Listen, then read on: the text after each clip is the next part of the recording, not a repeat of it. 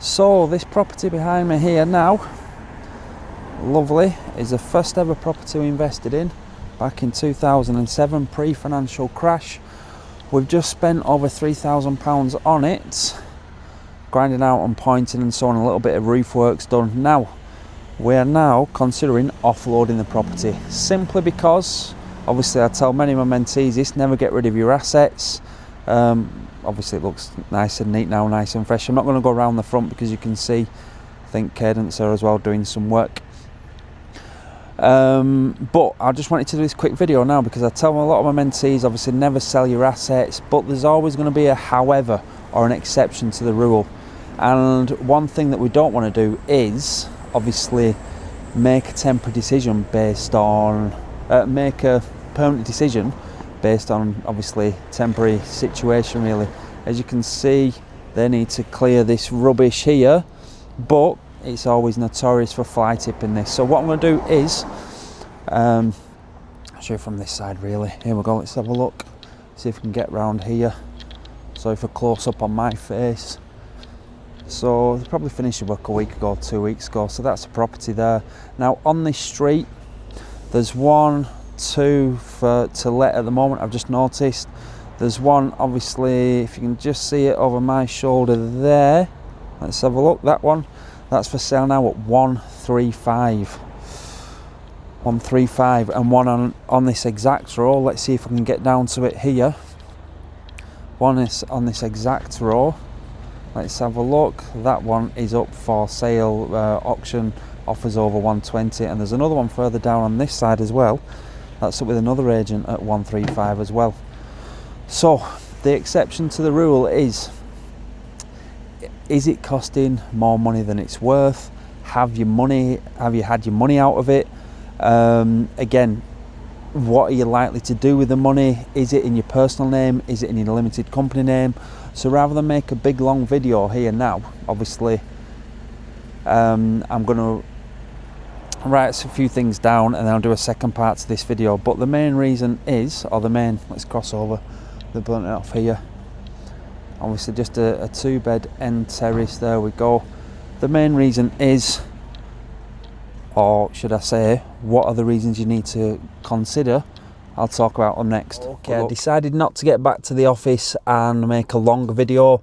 I thought I'd just do it here while I'm still very close to the property. So again, selling your assets has got its pros and its cons. Obviously you're going to release some money, but at the same time then you're selling, you know, the proverbial goose that lays the golden egg, and it won't be paying you each and every month. However, there are always reasons why you should sell. So for instance, that property now at the moment, that's in a personal name, not a limited company. So that's one thing we need to sort out really, because obviously we're going to get taxed a lot more on the profits from that than we would do from the profits from if we were selling it through a limited company. Now again, you might then think, depending on how long you've been investing, well, why did you not purchase it in a limited company? 2007, 8, 9, 10, 11, 12, 13 and so on, you know, people just used to invest in the personal names because I think it was about 2015, 16, the Chancellor of the Exchequer then decided that your mortgage payments could then not be offset against your profits, and they couldn't be registered as an expense and so on. So obviously that property at the moment now, it's on a 5-year lease. We've got a 3-year break clause in about 8 or 9 months. According to the taxman, that 575 that we get paid, you know, from the housing association is all profit, which obviously it clearly isn't. So yeah, offloading it, what are the decisions that you need to be looking for? Again, I touched on it there. You never want to be making a permanent decision based on a temporary situation or temporary emotions. So now with that property now, we did purchase it for 60,000 in 2007. Again, the property cycle then was leading up to obviously the 2008 financial crash and so on. So we've been investing a long time now, and it's probably worth, if we were to just sell it, obviously, as it is, you know, it should comfortably be able to make 130. That you probably put a new front door in it. I wouldn't go down the composite door. I'd probably put a, you know, £500–600 PVC door on it just to make it look fresher, whitewash it all inside and so on, just do a little bit of refurb, but it definitely wouldn't be anything back to brick and so on. So yeah, it's in a personal name, not a company setup, so that's one thing you need to do. You then got to make sure that, depending on if you've got other streams of income, a main business, how do you take your profits then? Are you then going to, is that going to be classed as income tax and so on? At what rate is it going to be? 40% then on your gains, on your uplift? Do you just refinance it and then buy somewhere else? So with that now at the moment, it's not so much of you throwing out the baby with the bathwater or anything like that. It's a case of, right, would we be still happy to have that in our portfolio in 10, 15, 20 years time, based on how we've seen the area deteriorate over the last 10, 15 years? You know, nobody's got a crystal ball, but I can't imagine it, you know, having a massive turnaround, a big investment in this area. So again, is it now just time to get out while we can? Or in 10, 15 years time, is it going to be worth even more? It may be. Obviously, there's going to be a crash at some point, a correction, and then it might start recovering. So yeah, what else have I put down on here? Capital gains tax is one thing you definitely need to work out. Is it in your best interest? Then what are you going to do? And I mentioned this in another video that I did recently on refinancing one of our other properties, obviously in a much better area than this. What are you then going to do with that money? So if we were to sell that at just clear it at 120, obviously pay off the mortgage, there might be 30, 40,000 pound there that we've managed to release. Where should that go? It should, in our eyes, go back into another investment vehicle that can pay us each and every month, that can compound over time. What we wouldn't do is probably just go out and obviously spend it on whatever. Okay, so we'd always want to make sure that if we're selling a property, that it would then be reinvested in an investment area that we know is likely to be in high demand and obviously going to have a good capital uplift over time. But back in 2007, and I've mentioned this, and again, it's in my book and I've written about this in my blogs as well, uneducated, paid asking price, got cowboy builders in, did not do any decent tenant checks. If they had a pulse, they were in straight away.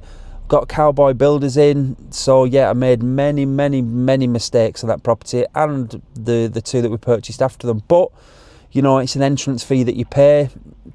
You're either going to pay, I say this to my mentees, you're either going to pay through your mistakes and time, or you're going to pay through education, which will obviously speed up your process. So if you've been watching some of these videos for a while now, you'll understand that I'm not a hype type of person saying we're going to do this, then we're going to do that, then we're going to do this. And I want to make sure that I'm treating property as predictable, steady source of income and a steady source of capital growth, contributing towards a wealth over the next 10, 15, 20, 30 years and so on.